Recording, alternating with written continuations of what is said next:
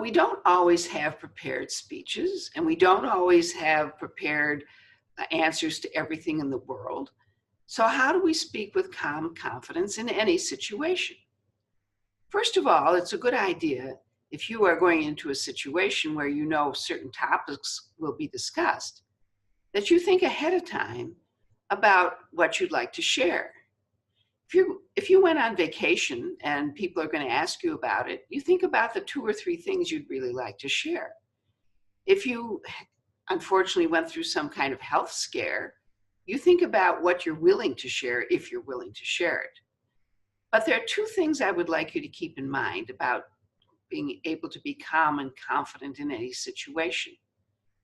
Number one, don't let anyone, and I mean anyone, stampede you into an instant answer to something they're saying.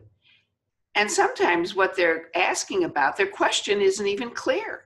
So you can ask for clarification. I said, I'm not quite sure what you're asking. Could you explain that or give me an example of what you want, what you're asking me about? So don't let anybody stampede you into an answer. And the second thing to remember is a boundary issue. You are absolutely under no obligation whatsoever to answer every question you are asked. We live in a world of people who are nosy.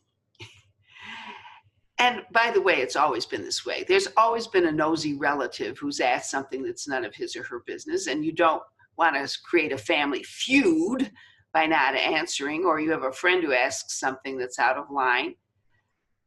And it's really okay to say something along the lines of, that's not something I'm comfortable discussing at this time. And if they keep bugging you, use the broken record technique. And if you remember records when they were broken, they would go, over and over. And you just keep repeating, that's not something I'm comfortable discussing at this time.